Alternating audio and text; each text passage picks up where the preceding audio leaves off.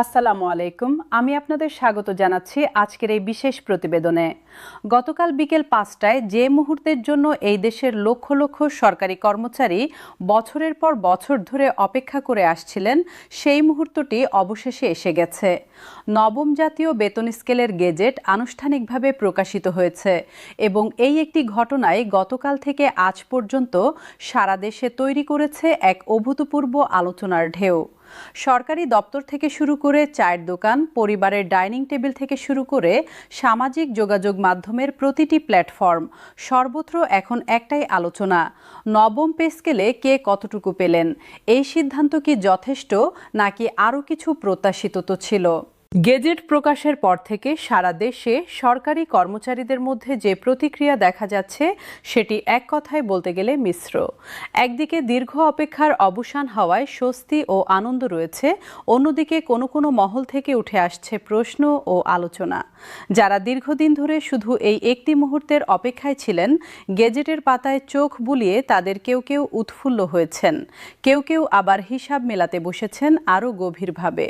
এই দুই ধরনের প্রতিক্রিয়াই আসলে স্বাভাবিক এবং এই দুটি অনুভূতির সমন্বয়ে তৈরি হয়েছে গতকাল থেকে আজ পর্যন্ত দেশের সামগ্রিক প্রতিক্রিয়ার চিত্র। গেজেট প্রকাশের পর প্রথম যে প্রতিক্রিয়াটি সবচেয়ে বেশি চোখে পড়েছে, সেটি হলো সরকারি কর্মচারীদের একটি বড় অংশের মধ্যে তাৎক্ষণিক স্বস্তির অনুভূতি। দেশের নানা প্রান্তে সরকারি অফিসে কর্মরত কর্মচারীরা গেজেট প্রকাশের খবর পাওয়ার সঙ্গে সঙ্গেই নিজেদের মধ্যে আলোচনায় মেতে ওঠেন। অনেকে ফোনে পরিবারের সদস্যদের সুখবর জানিয়েছেন, অনেকের চোখে ছিল স্বস্তির আভা, কারণ দীর্ঘ অনিশ্চয়তার পর অবশেষে একটি সুনির্দিষ্ট সংখ্যা সামনে এসেছে। জানা গেছে, গেজেট প্রকাশের পরপরই দেশের বিভিন্ন জেলার সরকারি দপ্তরগুলোতে কাজের গতি কিছুটা শিথিল হয়ে পড়েছিল, কারণ প্রত্যেকেই তখন নিজের গ্রেড অনুযায়ী নতুন বেতনের হিসাব করছিলেন। এখন দেখা যাক গেজেটে ঠিক কী আছে এবং কোন গ্রেডে কতটুকু পরিবর্তন এসেছে। নবম পে স্কেলের গেজেট অনুযায়ী সরকারি কর্মচারীদের মূল বেতনে উল্লেখযোগ্য বৃদ্ধি পেয়েছে। তৃণমূল পর্যায়ের কর্মচারী থেকে শুরু করে উচ্চপদস্থ কর্মকর্তা সবার বেতনেই পরিবর্তন এসেছে। সর্বনিম্ন গ্রেডের কর্মচারীদের মূল বেতন আগের তুলনায় উল্লেখযোগ্য হারে বেড়েছে, যা নিম্ন বেতনভোগী কর্মচারীদের জন্য বিশেষভাবে তাৎপর্যপূর্ণ, কারণ তারাই সবচেয়ে বেশি জীবিকার চাপে ছিলেন এবং নতুন বেতন কাঠামো তাদের জীবনে সবচেয়ে বেশি পরিবর্তন আনবে।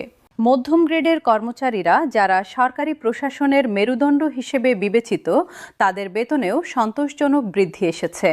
এই শ্রেণীর কর্মচারীরা সাধারণত পরিবারের সব ব্যয় বহন করেন এবং মধ্যবিত্ত জীবনযাপনের সঙ্গে লড়াই করেন। নতুন বেতন কাঠামো তাদের জন্য একটি নিঃশ্বাস নেওয়ার সুযোগ এনে দিয়েছে। বাড়ি ভাড়া ভাতা, চিকিৎসা ভাতা এবং যাতায়াত ভাতার ক্ষেত্রেও পরিবর্তন এসেছে, যা এই শ্রেণীর কর্মচারীদের মোট মাসিক আয়কে উল্লেখযোগ্যভাবে বাড়িয়ে দেবে।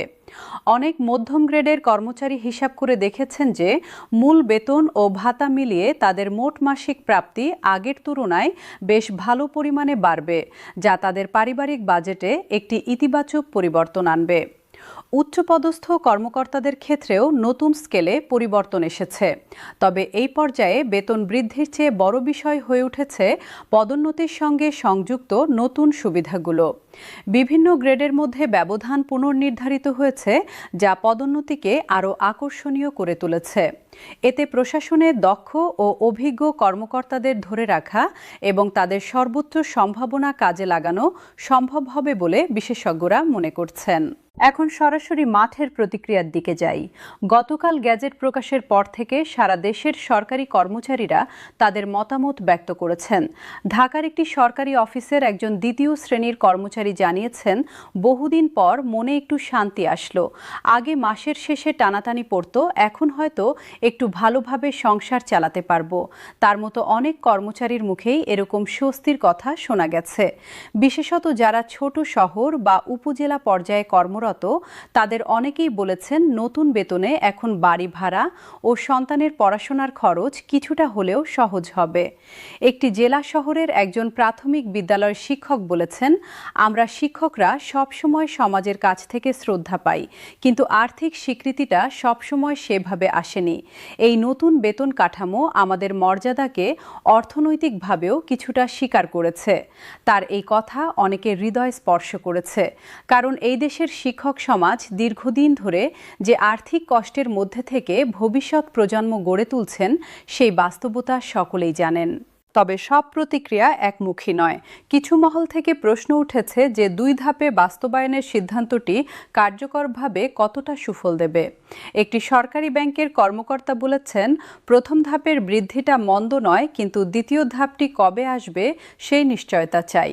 যদি দ্বিতীয় ধাপ আসতে বেশি সময় লাগে, তাহলে মাঝের সময়টায় বাজারে যে মূল্যস্ফীতি হবে সেটা প্রথম ধাপের বৃদ্ধিকে অনেকটা গ্রাস করে নেবে। এই পর্যবেক্ষণটি অযৌক্তিক নয়, বরং এটি একটি বাস্তবসম্মত উদ্বেগ যা অনেক কর্মচারীর মনেই রয়েছে।